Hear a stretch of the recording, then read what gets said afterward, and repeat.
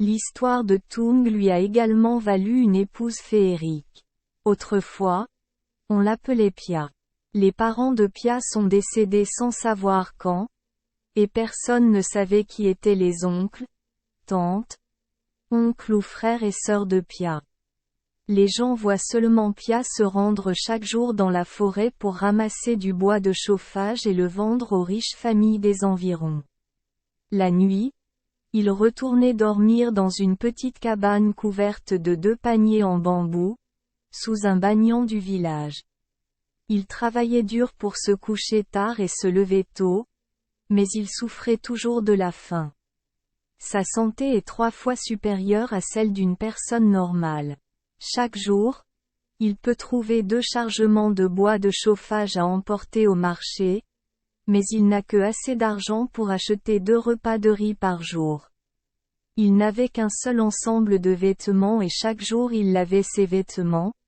Il devait s'allonger sur un lit de paille pour attendre qu'il sèche.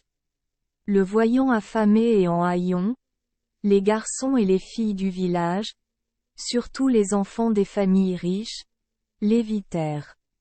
Cependant, il n'était pas triste, il saluait tout le monde poliment et considérait tout le monde comme son parent.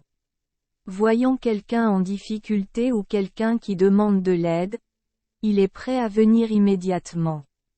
Il a aidé ses oncles à construire des maisons, a aidé ses oncles à travailler dans les champs, a travaillé pour ses tantes au défrichement des champs et a aidé ses jeunes frères et sœurs à porter le fardeau.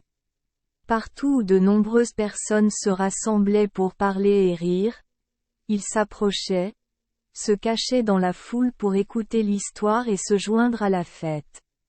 Un jour, les villageois organisèrent une fête du printemps. Les garçons et les filles des villages environnants portaient des vêtements neufs qui sentaient encore l'indigo. Ils allèrent en grand nombre à la fête. Pia y alla également. Le jour de la fête, chaque paire de filles, chaque paire de petits amis, marchant côte à côte. Ils chantent Luan Sing Si, chantent Attente ensemble. Ils ont parlé et échangé des sentiments.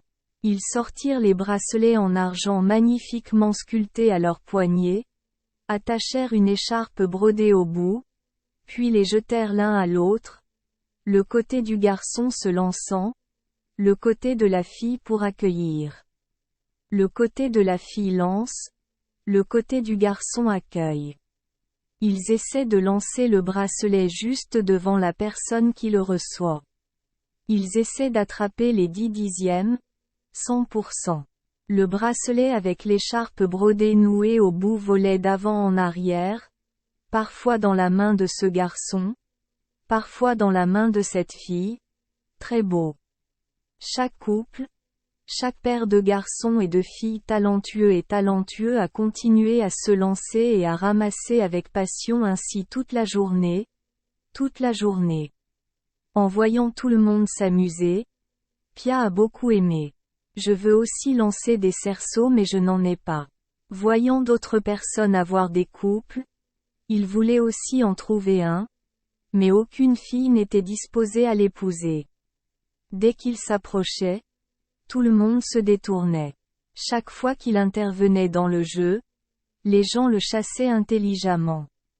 Pia avait tellement envie de lancer les bracelets que ses bras et ses jambes le démangeaient.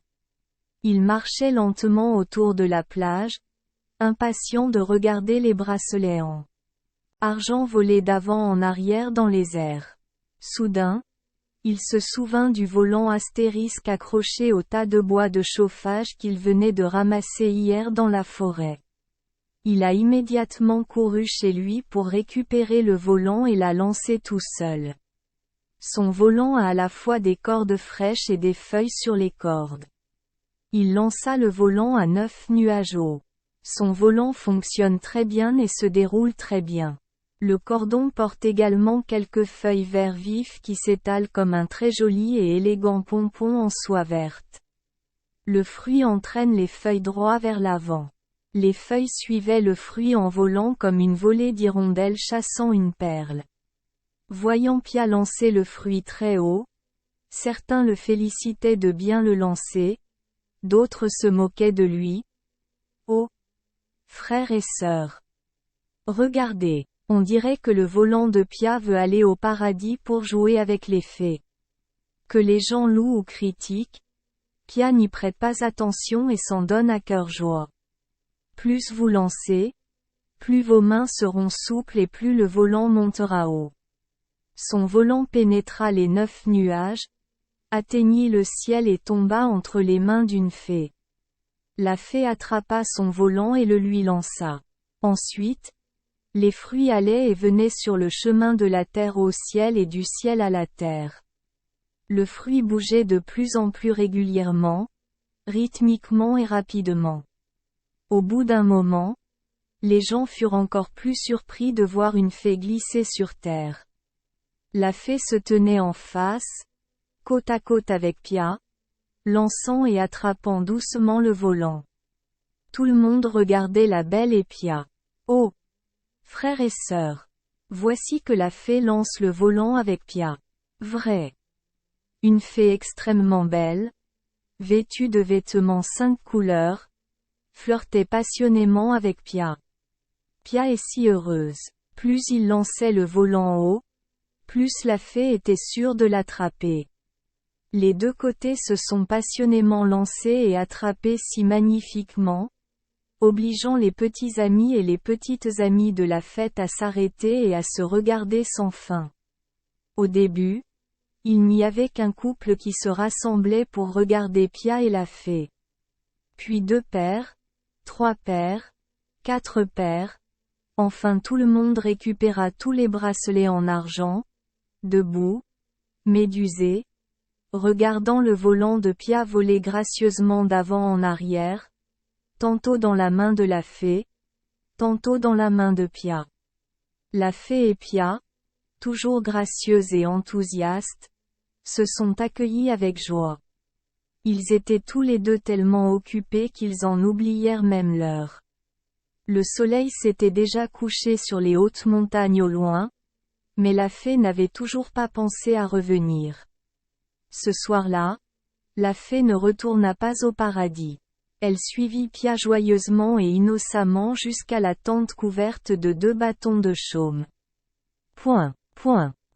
Épousa Pia. Le soir même, la fée transforma la petite cabane de Pia en un magnifique château. La maison dispose de suffisamment de lits, de tables, d'ustensiles et de contenants de nourriture propre. Les vêtements de Pia sont aussi beaux et neufs que ceux de la fée. Le lendemain matin, les garçons et les filles furent extrêmement surpris de voir la vie de Pia changer. Ils regardèrent fixement le château de Pia et s'invitèrent mutuellement dans la maison de Pia pour voir le visage de la fée, la nouvelle épouse du village, et pour regarder les ustensiles en argent et en or. Pensant que Pia avait de la chance grâce au volant, elles s'invitèrent mutuellement à aller dans la forêt pour retrouver le volant. Mais en cherchant toute une journée, pendant plusieurs jours, tout le monde est revenu les mains vides. Ils ont discuté de la fabrication de faux volants en tissu cousu, bourrés de sable, avec des ficelles et des pompons, puis sont sortis pour célébrer ensemble. Ils ne peuvent pas le lancer aussi haut que Pia, leur volant ne peut pas pénétrer les 9 nuages pour atteindre le ciel. Ils se sont dit de faire un cercle de 9 faux papiers colorés au lieu de 9 couches de rotin et de le placer sur un grand poteau de bambou au milieu de la réunion. Ils rivalisaient pour lancer très haut, essayant de faire passer le volant à travers ce faux anneau nuage 9, et essayant de très bien l'attraper pour prier pour avoir de la chance comme Pia.